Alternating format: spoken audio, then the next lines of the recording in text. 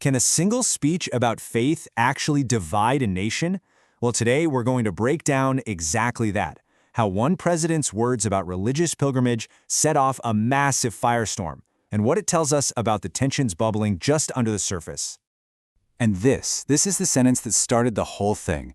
President Anura Kumara Dissanayake said this while speaking in the northern city of Jaffna. He was talking about certain Sinhala Buddhist pilgrimages to the north, and he didn't just question their devotion. No, he used a very powerful word, hatred.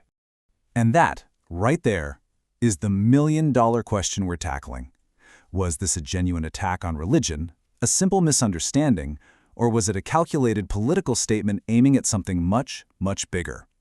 Let's unpack the logic, the insane backlash, and what it all really means.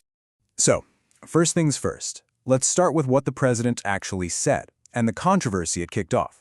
Because to really get why it caused such an uproar, you have to understand what he was trying to say in the first place.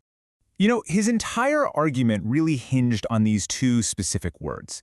He made a very sharp contrast between seal, which is all about Buddhist virtue, and vairaya, which means hatred or animosity. His point was this: if you bypass the most sacred Buddhist sites in the country just to travel hundreds of kilometers to a contested temple, well, that's not genuine piety. That, he argued, is a calculated display of territorial aggression. Now, you gotta remember, this speech didn't just happen in a vacuum. It was part of his larger vision. He delivered it in Jaffna specifically to send a signal to the Tama community that his government wasn't going to stand for Sinhala chauvinism. The message was pretty clear. He would not let, in his words, petty racists use religion to stir up ethnic conflict and get in the way of his goal for a unified Sri Lankan identity. Well, as you can probably guess, those comments did not sit well with a lot of people in the South. The reaction was instant, it was huge, and it all played out almost exclusively online. And this is a perfect snapshot of the modern public square, isn't it? Facebook and YouTube comment sections, they just became the battleground. We're talking thousands of people debating, dissecting, and just tearing into the president's words. The sheer volume and the passion in those comments, man, it tells a story all by itself. And when you start scrolling through all of that, you see four main themes pop up again and again. First, just raw hostility. Then this deep, deep sense of betrayal, especially from the Sinhala Buddhist majority. There were also tons of people accusing the president of basically creating a problem that wasn't there. And finally, you saw this very real sense of buyer's remorse, with people flat out saying they regretted voting for him. So all this backlash wasn't just random anger. It actually coalesced into a core argument from his critics. For them, this wasn't just some political gaffe. It was a fundamental attack on the very idea of religious pilgrimage itself. This here breaks down the central counterargument, which some researchers are calling the reciprocal pilgrimage logic. Critics immediately fired back, asking, okay, wait a second. If a Sinhala Buddhist traveling north is an act of hatred, then what do you call a Tamil Hindu traveling south to the super-revered Kataragama temple? To them, it just exposed this glaring double standard. And this comment just perfectly captures that feeling. It takes the president's logic and just flips it right on its head. For so many people, the idea was just absurd. They argue that pilgrimage is about how sacred the destination is, not how easy it is to get there. And the argument didn't stop there. People started pointing out that Southern Catholics travel way up north to the Madhu Church, and that Buddhists themselves travel all the way to India for pilgrimages. If you follow the president's logic, then all of these ancient traditions would suddenly have to be called acts of aggression. From there, the criticisms started to get a lot more personal. It really shifted away from the logic of his argument and turned into attacks on the president's own knowledge and his own actions. Critics started accusing the president of being completely ignorant about his own religion. They brought up the Sola Smathana, the 16 most sacred sites in Sri Lankan Buddhism. And here's the kicker. The second most important site on that entire list, Nagadipaya, is located right there in the Jaffna Peninsula. So for a devout Buddhist, traveling north isn't a provocation, it's a spiritual duty.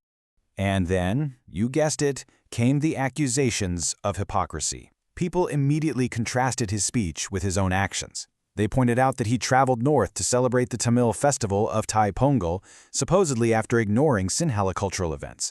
They just threw his own logic right back at him, asking if his trip was also motivated by hatred. The attacks then grew even more intense and even more personal. One of the most severe slurs thrown at him was Calathoni. Now, this isn't just a simple insult, it's a really nasty term for an illegal immigrant. It's designed to paint him as a total outsider, someone with no real roots in the nation's culture.